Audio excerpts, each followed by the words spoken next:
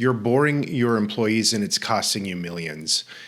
And you clicked on this video because somewhere inside you know this to be true. People are not paying attention in meetings and they're not executing what you want them to execute, but it's not your fault. Not really. It's not because you're lazy. It's because the system has taught you to communicate in a way that's 20 plus years old and it just doesn't work anymore. And improving your vocal quality or learning how to tell better jokes isn't going to really move the needle on this. Becoming a better communicator is of course important, but that isn't going to move the needle at the very base level because it's about mentality. It's about understanding why it works and why it's important. One of the best communicators I've ever had, best leaders I've ever had, wasn't a dynamic speaker at all, but I always knew where I stood. So in this video, I'm going to kind of break down what has changed and what we need to avoid, and then what we need to look towards if we're going to not bore our people to death, because it literally costs our companies millions. Gallup poll did a study and it showed that 62% of workers are not engaged. They just go through the motions, and 18% are actively disengaged, which means they're working against the best interests of your company actively and being vocal about it. We need to fix this, and it starts with how you talk to people. Now, in the old world, 20 years ago, people consumed email. They would read a newspaper, sit down for a half an hour, read a newspaper. That's pretty uncommon now. Meetings were the commonplace. That's where all information was distributed, maybe through a written memo. And we got our entertainment just through broadcast television. Our minds were entirely different. We had a lot less competing for our minds. Now the world has changed. We can binge watch our favorite show in a weekend and get all of that dopamine and information really quickly. You can search whatever you want on YouTube and find an answer, a video answer to just about any question you have. Then if you scroll a short form video platform like Instagram or TikTok, you're getting just a constant dopamine flow and constant information just stimulating your brain. Then of course, podcasts are huge, where you could just immerse yourself in a world in your own head and listen to a conversation that is dynamic and interesting from real people talking about the things that they're really interested in, not kind of boring corporate speak. But companies never change. Monday morning, the same email arrives, right? The same 6-paragraph email, giving you the to-dos, and we wonder why people are going to sleep on the job, because we're not speaking to them in the way that they're spoken to in the rest of their life. Or this is a great one, a presentation that is PowerPoint. You get bullet points for an hour-and-a-half presentation. Like, you're supposed to listen to somebody talk about something that is not really all that interesting. It may be important-ish, but most of the information probably doesn't need to be relayed in this format, and you got to read a detailed PowerPoint as you're listening. Think about what that's doing to the brain that is constantly being stimulated everywhere else. It's just putting it to sleep. Really, nothing has changed, and the cost is enormous. And people think that boring communication is, well, it's boring, but it's not. I'm going to tell you it's not. It's far worse than that. It's expensive. Like I said, the Gallup poll, this disengaged number costs your company, and you could be a little startup company of 20 people, but if you've got, 60% of that workforce disengaged on some levels, that is going to cost you tens of thousands of dollars. And if you're bigger, it's going to cost you literally millions. And it becomes expensive because if people don't understand what you're saying, they don't absorb it, and then they don't act on it. And if they're not acting on the communication you're giving them, your company's going to drag. You're not going to be as efficient, you're not going to innovate, and you're not going to serve your customers. So this is the shift that you have to get your head around. The modern company and the modern leader is no longer competing for authority.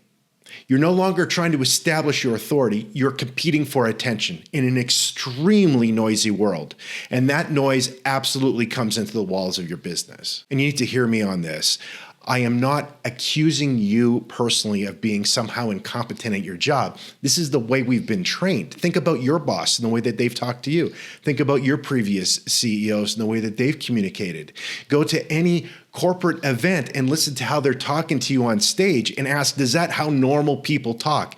With this coded language and this really flat delivery. Do this. Go onto YouTube and type in CEO presentation and watch 5 to 10 of them. You don't even have to watch them all. Just watch the first 20 seconds and see how CEOs and founders and leaders are delivering information. You're going to see real quick that it's following the same formula, but that formula is like 50 years old and it doesn't work anymore. I'm not saying that we need to become, TikTok stars and go on high dopamine loops in order to be great communicators within our businesses, but I am saying that we need to change the way that we communicate that respects how modern humans communicate information, because the modern human and the human brain has changed, and if we do not adapt, we're going to fall behind. And this is a Moneyball moment. This has a potential of moving your business, your company, your leadership forward leaps and bounds, because nobody is doing this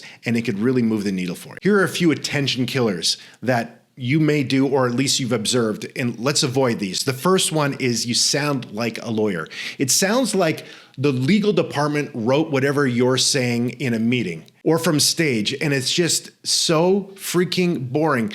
If you are sounding like a lawyer, put it in an email. Like, nobody needs to hear you say what legal wrote.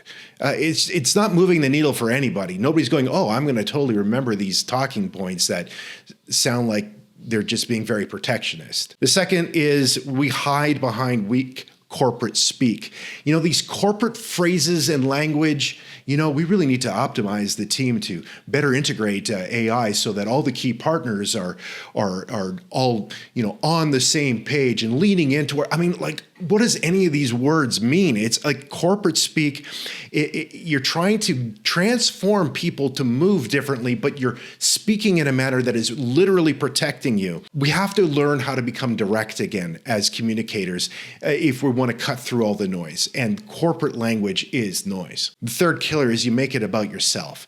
I need everyone to. Well, that's nice, Carl. We know that you want us to do something, but what I'm really concerned about is how do I do my job better, and how does it move the needle for me? So when people hear you saying what you need them to do, they start shutting down, because everybody's asking what's in it for me. And that's what you need to answer immediately and speak to your audience like they matter and they're people. Attention killer 4 is you destroy your credibility by doing stupid stuff. I had a legal assistant who was working at a registry tell me this story when I was renewing my registry for my corporation, that she quit at her law office because one day her lawyer, one of the partners, said that we're going to cut everybody's salary because we just didn't do as well this year. And everybody's kind of like, well, I guess that's life. But then the next week he drives in a brand new Porsche. Like, what the heck are you thinking? Are you stupid? Like, what do you think that people aren't going to engage with you on what you're asking them to do when you're doing things that directly undermine your credibility by how you live and how you act? It's not just what you say. You're telling a story with every action, with every deed. And a lot of what I'm saying here, yeah, I want you to succeed and I want your companies to have a better bottom line, but I want the life of your employees to be better too. And this is going to do that. Attention killer 5 is you confuse length with importance. Get to the point.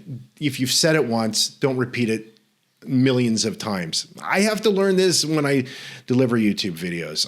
I often cut a lot out of these things because I repeat myself, because I really believe what I'm saying. But we have to trust people to get what we're saying. And if we say it succinctly, they are going to get it and they're going to act on it. Attention killer 6 is you repeat information, not meaning. We're constantly repeating to-dos, tasks, but not why it matters. People are not attached to the big picture. They're not feeling why this really matters to them and to the company and to the world. And we need to be better at explaining narrative and the mission of our organizations. In almost every communication, it needs to be tied in some place, and we need an avenue in order to communicate that. And that's the big shift. I really think that the thing we need to embrace is how people communicate. And if I were coming into your company right now, I wouldn't work on, using your voice better immediately. I wouldn't work on sentence structure. I would give you a medium to start communicating more effectively. And that medium is vertical video. Everybody consumes it. Everybody understands it. Our minds change. It's not a place for telling people what to do. You don't send them a vertical video and it's like, get the report done. No, that's for memos or meetings. But you do a vertical video that just talks about the why, the mission. And you send it out every Monday. It's a founder's message. It's a CEO message. It lands in people's inbox or on their Slack channel, and they watch it and they feel connected to you as a character. as a person leading the organization. They feel more connected to the mission. That is the simplest shift you can do. You could do it right now. It literally takes such little time, and it'll move the needle enormously. And you're probably going to have to talk to legal about this if you're a big organization, but don't let them turn you into corporate speak. Be a human being behind the camera. Let your people know that you're a person leading them and not just a talking head. Look, clarity isn't enough anymore.